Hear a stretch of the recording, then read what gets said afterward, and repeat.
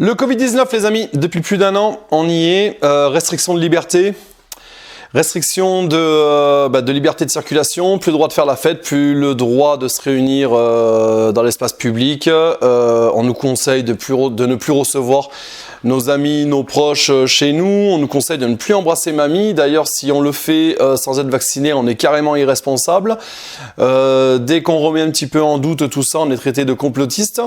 Voilà, on nous souhaite même à ceux qui critiquent un petit peu tout ce qui est mis en place, qui critiquent la manière dont c'est fait, qui critiquent les décisions du gouvernement, on est de suite traité d'irresponsable, de complotiste. Limite, on n'a qu'à mourir de ce virus. Hein. Si on est contre le port du masque, on n'a qu'à laisser notre place en réanimation, etc., etc. Voilà, les chiffres qui sont diffusés dans les médias, hein, la télé, à longueur de journée, tout le temps, bourrage de crâne, en boucle, depuis plus d'un an. Voilà, il n'y a que ça, depuis un an, tous les jours, le Covid, les milliards de cas positifs à travers le monde. Bref, depuis un an, la planète Terre vit à l'heure du Covid. Voilà, il n'y a plus que le Covid.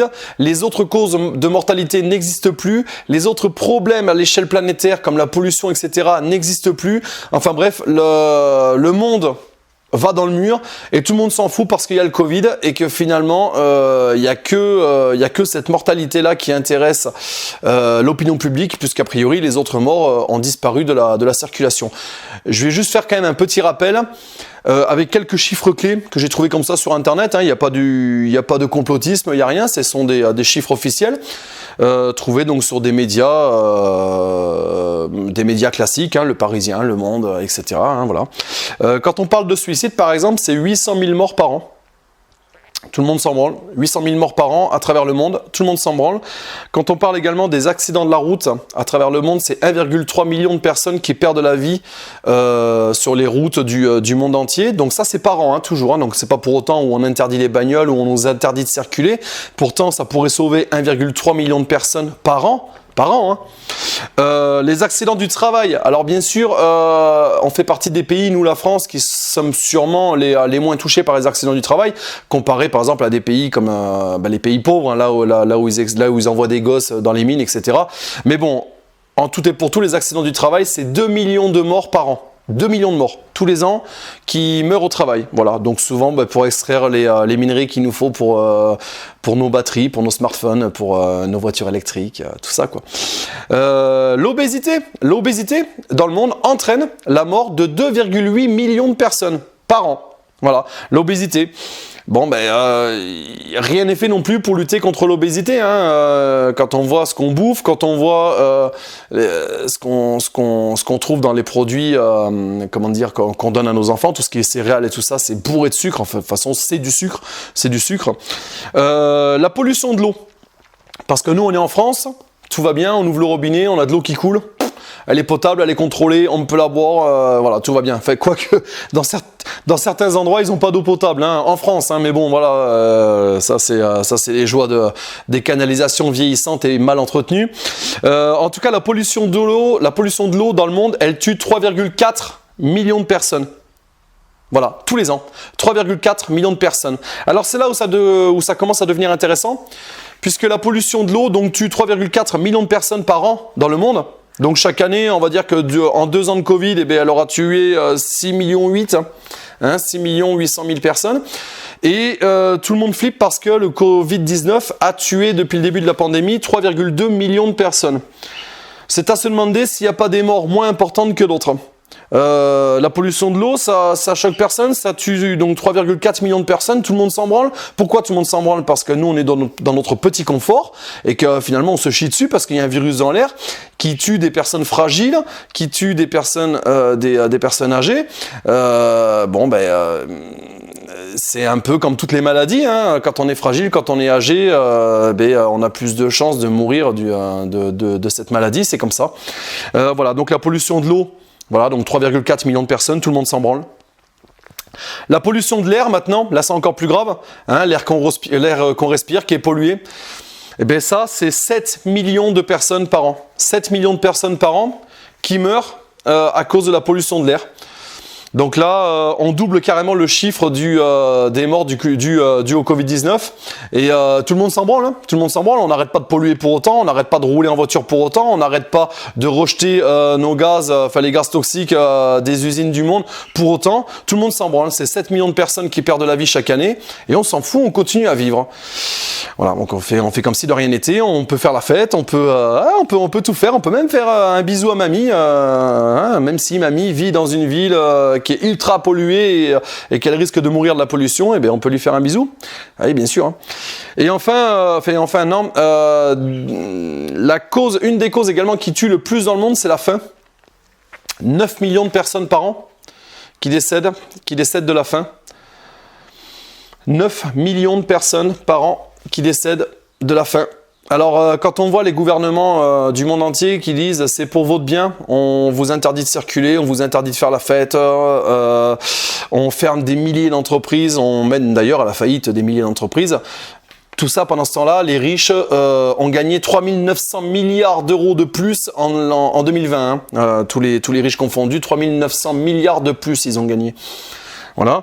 Donc la faim tue 9 millions de personnes dans le monde chaque année, soit 25 000 personnes par jour. Et tout le monde s'en branle. Tout le monde. Est-ce qu'on a, à un moment donné, vu aux infos, des présidents, des chefs d'État arriver dire à la télé « ça peut plus durer, il ne peut plus y avoir de personnes qui meurent de faim sur cette planète, donc on va faire en sorte qu'il n'y ait plus de gaspillage et tout ça, on va envoyer des milliards et des milliards d'euros dans les pays où on meurt le plus de la faim pour corriger cette hécatombe ». Non, personne, pas un chat, tout le monde s'en branle, tout le monde continue à vivre comme si de rien n'était, et puis là je vois déjà les remarques de ceux qui vont me dire « ouais mais attends Xavier, c'est pas pareil ». C'est pas la même chose. Tu confonds un virus avec les morts de la faim. Non, c'est pas pareil parce que toi, avec ton petit cul dans ton canapé, tu ne risques pas de mourir de faim. Voilà pourquoi c'est pas pareil. Parce que si demain tu risquais de mourir de faim, eh bien peut-être que ce serait pareil du coup. Voilà. Donc effectivement, nous en France, on risque pas de mourir de faim. Par contre, aller dire ça, par exemple, à un papa et une maman dans un pays où les enfants meurent de faim, aller lui dire que, tu sais, il y a des morts du Covid, donc ton fils, on s'en fout quoi. Voilà, parce que c'est ce qui se passe, hein. Voilà, hein. Donc 9 millions de morts par an de personnes qui meurent de faim. Voilà, je veux dire, il y a un moment donné, il y a un traitement qui s'appelle, tu leur fais la bouffer, ils meurent plus de faim. Voilà, alors bien je sais, ça paraît simple, hein. J'ai pas la solution, c'est nos chefs d'État qui l'ont, ils sont bien capables d'enfermer 67 millions de Français pendant plus d'1 an. Donc ils sont bien capables d'aller donner à bouffer à ceux qui crèvent de faim. D'ailleurs, en parlant de ça, Macron... Il y a toujours autant de SDF en France, voire plus. Et je te rappelle quand même qu'il y a un étudiant sur 2 qui ne mange pas à sa faim, en France. Hein, en France hein. Et en France également, il y a des familles qui ne mangent pas à leur faim tous les jours. Il y a des mères de famille qui ne font qu'un seul repas par jour pour pouvoir donner à manger à leurs enfants. Donc il n'y a pas besoin d'aller dans les pays pauvres. Hein. Voilà, la France fait partie des pays où certaines personnes ne mangent pas à leur faim. Mais effectivement, on n'en meurt pas. Pas encore. Hein. Et enfin, parmi les maladies qui tuent le plus dans le monde, il y a le cancer.